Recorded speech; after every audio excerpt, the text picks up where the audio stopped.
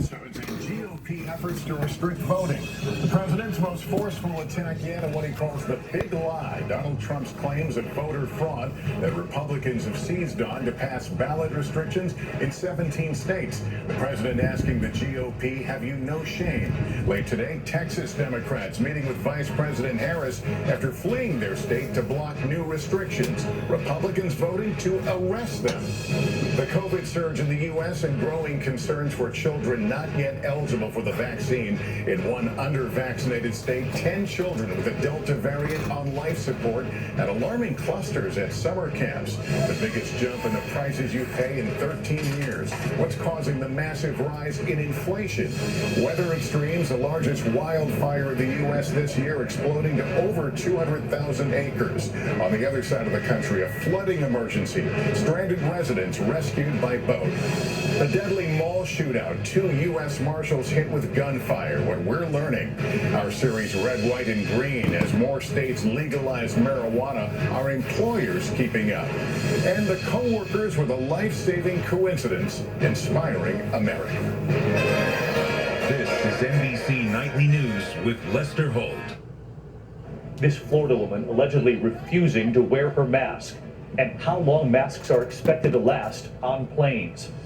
To your money and the prices you pay at the checkout, from meat to eggs to used cars. What's driving these higher prices? Are they here to stay, or is this temporary? Rebecca Jarvis with a reality check tonight. 10 days until the Olympics, unprecedented restrictions in Tokyo. Amid the coronavirus, we've now learned athletes will have to arrive at their venue 5 days before their actual event starts and must leave 48 hours after they're done. James Longman from Tokyo tonight. Here at home, a suspect opening fire on police. 2 officers shot in Baltimore while taking down a murder suspect. And how did this happen? The hospital mix-up in Ohio, the wrong patient getting a new kidney, and remembering an actor who made us smile. From ABC News World. This concerted effort to undermine our election and the sacred right to vote. Have you no shame? In his most passionate remarks yet, denouncing former President Trump's false claims he won. The 2020 election was the most scrutinized election ever in American history. The big lie is just that, a big lie. It comes just hours after Texas Republicans called for the arrest of at least 51 Democratic state legislators who fled the state for Washington on chartered private jets to deny Republicans the quorum they need to pass new voting bills. I'm not going to be a hostage. That my constituents' right to be stripped from them. The lawmakers casting their effort as part of a generational fight. In an effort to block a vote in Texas that they say will restrict access. Those lawmakers asking Congress to act to protect voting rights in their state and across this country. So where is this all headed? And bottom line tonight, do Democrats, does the president have the votes he needs in the Senate to do anything about this? ABC's Rachel Scott leading us off from the Hill tonight. Today, President Biden traveling to the birthplace of American democracy to fight back against the Republican effort to restrict voting rights, calling it the most dangerous threat to voting in our history. There's an unfolding assault taking place in America today, an attempt to suppress and subvert the right to vote in fair and free elections, an assault on democracy, an assault on liberty, an assault on who we are. The president saying new laws in more than 16 states are part of a painful pattern aimed at denying minorities and women the right to vote. 21st century Jim Crow assault is real. It's unrelenting. We're going to challenge it vigorously. Biden attacking Republicans for leaning on lies that the 2020 election was riddled with fraud.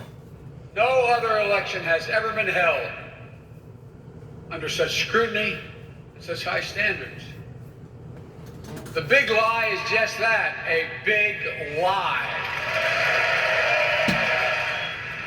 Have you no shame? The president also taking aim at his predecessor. In America, if you lose, you accept the results. You don't call facts fake and then try to bring down the American experiment just because you're unhappy. That's not statesmanship. That's selfishness. It comes as more than 50 Democrats from Texas have fled the state in an effort to block a vote on new voting restrictions. We are not going to buckle to the big lie in the state of Texas. The Republican governor vowing they won't get away with it. As soon as they come back in the state of Texas, they will be arrested. The Texas Democrats joining the president's call for new laws to protect voting rights. Biden urging Americans not to give up. No matter what, you can never stop the American people from voting. They will decide. So let's get right to Rachel Scott live up on the Hill tonight. And Rachel, we heard his speech today, President Biden pushing for new federal voting rights laws. Bottom line, though, at this point, the Senate, Democrats don't have enough votes from Republicans really to get anywhere on this. Yes, David, and that is the challenge for Democrats. They need the support of at least 10 Republicans in order to get that legislation passed. Right now, they do not have any. They can change the Senate rules, eliminate the filibuster. That would allow them to pass that legislation on their own. But right now, key moderates in the party are not on board. David? Rachel Scott leading us off tonight. Rachel, thank you. Of course, the other major story tonight, the coronavirus quickly spreading in parts of this country, fueled by the Delta variant. 28 states now reporting at least a 10% jump in new COVID cases. In Arkansas, for one, hospital admissions are up nearly 55% in just 2 weeks, and most of those patients did not get the vaccine.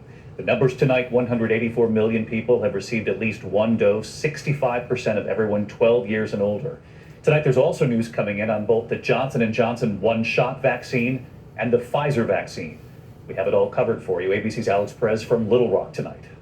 Tonight, with an alarming increase in COVID cases in more than half the country, doctors in Arkansas worry this surge could be the deadliest. You can't ignore the fact that Arkansas has a low vaccination rate compared to other states, and that the Delta variant is the predominant variant in the state. We put those two together, and you're in for the perfect storm. In Arkansas today, Dr. Stepi Mehta telling me the average age of their COVID patients now is in the late 40s and much more sick than previous surges, about 92% unvaccinated.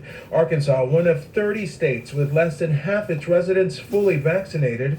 Hospital admissions up nearly 55% in just the last 2 weeks. Cheryl Tucker just released from the hospital today after a week battling her second bout of COVID. She's unvaccinated. Will you get vaccinated now? I'm not going to say 100%, but I'm thinking about it. After meeting with Pfizer, federal health officials saying they do. She's thinking about it. Boy, oh boy, if there's ever been a time to put in the war horse, it's now. All this debating, all these trivial, conflicting reports about this and that and that and this. If there's ever been a time that we needed the war horse, it's now. So sad. Those who are fully vaccinated. So It is the sad. perfect companion while traveling. Relief might be in sight. Managing type 2 diabetes? On it. Meantime, the J&J one-shot vaccine making news. Scientists reportedly looking into a potential modification to reduce those rare blood clots associated with the vaccine. And then we had that FDA warning in the last 24 hours about that rare nerve condition associated with the same shot. Yeah, David, there are reports that scientists from around the world are working on a possible tweak or fix to the J&J vaccine. The company tonight only saying they support that continued research. The CDC is set to have a special meeting next week to discuss J&J and those rare reports of Guillain-Barré syndrome. David? All right, Alex, we appreciate it. In the meantime, we turn now to the severe weather threat for some 40 million Americans over the next 24 hours. Severe storms moving into the Northeast at this hour. New York City, for one, is having its wettest July on record since 1975. And of course, the month is only half over. The Northeast soaked while the West suffers in blistering heat, dozens of wildfires. The Philadelphia area already hit with what's being called a 100-year event. Drivers rescued there.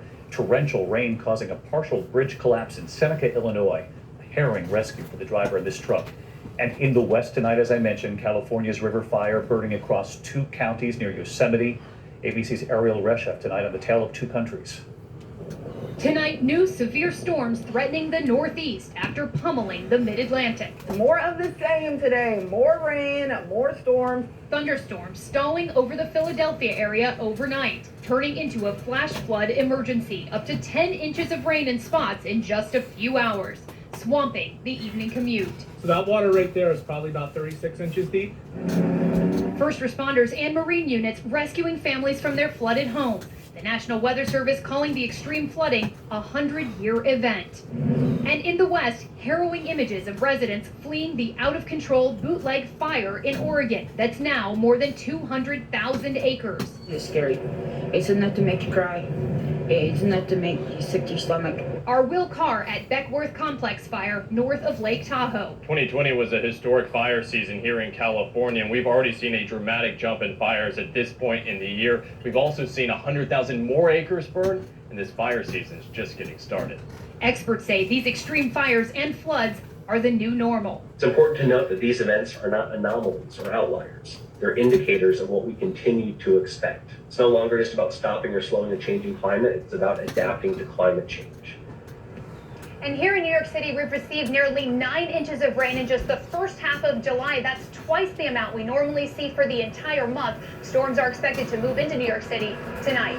David? Ariel Resheff, our thanks to you. Let's get right to senior meteorologist Rob Marciano tracking it all for us tonight. Hey, Rob.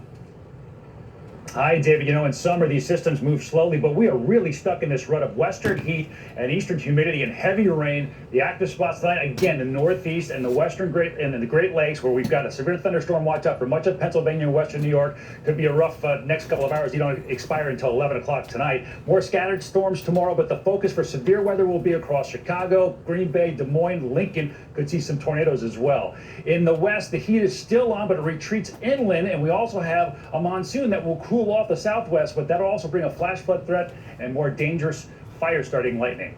David, Rob Marciano with the gray skies right there behind him. Rob, thank you. After historic protests tonight, news on demonstrators now arrested in Cuba, social media apps being blocked, and what we're now seeing in South Florida tonight. Here's ABC's Victor Kendo. Tonight, Miami's Cuban-American community taking to the streets for a third day in a row, blocking a major highway for hours, demanding the U.S. take action in support of the demonstrators in Cuba. Security forces cracking down on protesters and the press on the island just yesterday. Officers in riot gear lining the streets, taking people into patrol cars. But today, Havana, quiet. Soldiers still on the streets. A U.S.-based legal aid organization confirming more than 100 have been arrested, and while some have been released, the whereabouts of many still unknown, ever since they took part in the largest series of demonstrations to hit Cuba in a generation. Protesters calling for freedom as food and medicine shortages devastate the island. With pressure mounting on the Biden administration, the government is reviewing its Cuba policy, but says they have no immediate decision or change on that. The Cuban exile community once again showing their support here in Little Havana. There are reports out of Cuba that Raul Castro has come out of retirement in the wake of the massive demonstrations. He is joining in on meetings and once again pointing the finger at the United States for their economic crisis. David? Victor Kendo there in South Florida tonight. Victor, thank you. Gotta blame somebody. You sure ain't gonna blame yourself, are you, pertaining to that communism rule? The fact of the matter is, all this is prophecy coming true. That I've said before and I'll say again to my viewers. It said in the book of Revelation, chapter 6, verses 1 and 2, as the first seal was being opened, as it talks about, woe be unto the inhabitants here upon to the earth. It says in Revelation 6, verses 1 and 2, for it was as the noise of thunder. One of God's beasts said, come and see. Because of all the communications that now finally the message is getting out to everybody towards democracy. Communism is dead. This message should have got broadcasted properly during the latter part of Ronald Reagan's administration. But the Bushes, the Republicans, didn't want it to be so. They wanted to keep it. They wanted to keep the genie in the bottle, they thought. They wanted to keep it isolated from the rest of the world. That way they could have their play haven. Well, their play haven costing them about $6 trillion in a 20-year war. And God only knows if the arms, the legs, and now with the Taliban rising back up against the people in Afghanistan, you can obviously see that our efforts towards trying to bring stability to that area, towards defeating the axis of evil, are basically going to be left, I hate to say it, but it's going to be futile. Futile in the sense of us not accomplishing what we set out to accomplish as far as getting the bang for the buck. We have spent over $6 trillion in a 20-year war that we never should have had to have gotten involved in if the Reagans and the Bushes would have done the right and proper thing pertaining to biblical Bible prophecy. I keep saying that, and I'm going to continue to keep saying that because I'm convinced of that.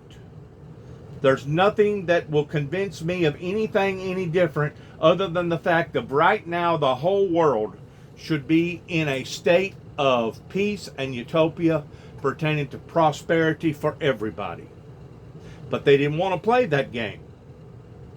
They wanted to stifle the messenger.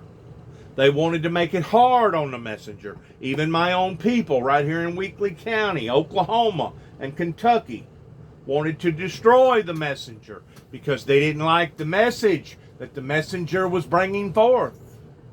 Well, now the bloodshed is wreaking all over the planet.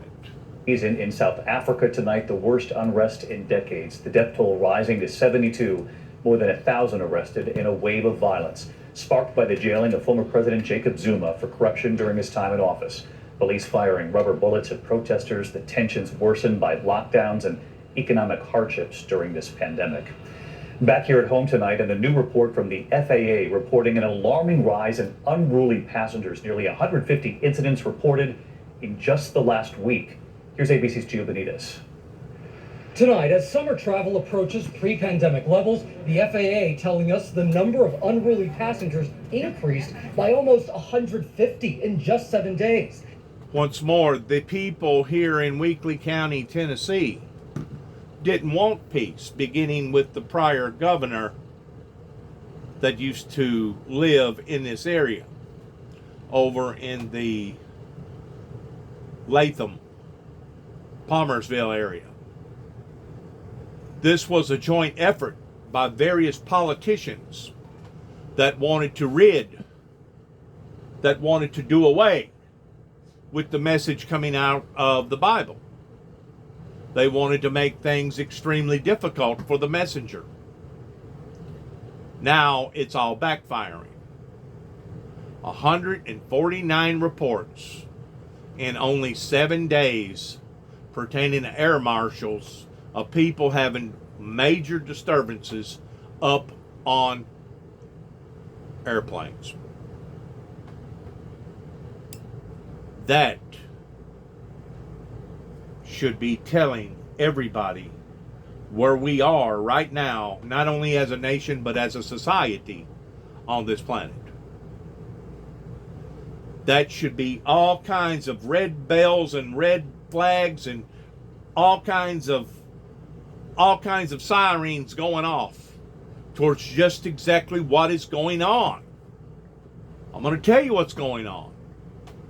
God has lifted his hand of protection, and he's allowing for Satan to wreak havoc upon to the planet.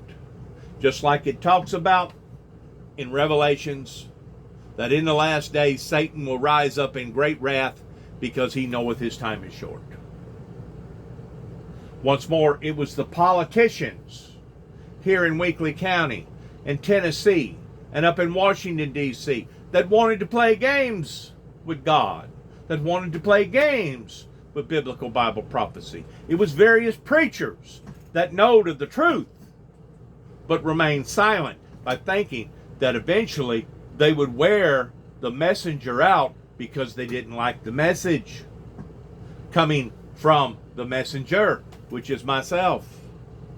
Now we can all see the great error that not only the politicians but the preachers has made in bringing this type of hardship upon to the innocent, bringing this type of hardship upon to the elderly, bringing this kind of hardship upon to the weak and the demented, bringing this kind of hardship upon all the people, not just part of the people, but all the people upon to the planet. And until the Windmill Ministries gets a mouthpiece towards being able to speak effectively and efficiently, it will continue to grow worse and worse and worse until eventually God gets enough of it and he puts his foot down and he comes back for a great reward for his saints. But at the same time, he'll come back in devastation for the demonic and the unbelievers and those that are not looking and watching for his return. He'll come back in great fire, taking vengeance upon them who know not him and upon them who don't believe in him. And that's whenever God will burn everything that is burnable pertaining to houses, commercialized property, residential property. Doesn't matter if it's here in America or throughout the other parts of the countries. 198 countries. That's whenever God will put his foot down and he'll take his people home. But in the meantime, as he's taking his people home, he's going to be casting the rest of the world off into great tribulation. You think that we're in tribulation right now, pre-tribulation. That's where we're at. We're in pre-tribulation, but we're not in the great tribulation. The great tribulation is whenever you will see things such as you cannot even begin to imagine of what is going to occur, not just here in America, but throughout the planet. Please take these things serious, pertaining to our fires, pertaining to our floods, pertaining to the coronavirus, pertaining to President Biden that made a statement today pertaining to prior President Trump that wants to continue to mislead the people in not only being a climate denier, but being a sore loser in trying to convince people that he won the election towards the big lie. Please, if there's ever been a time that the war horse needed to go forth, it's now. Thank you for your time. Thank you for your prayers. Thank you for your interest in the Windmill Ministries, and may God have mercy upon all of us. May God bless America. May God bless our troops here in America, and may God bless you in further advancements in the future to come. Shalom is how we end our message, which means in Hebrew,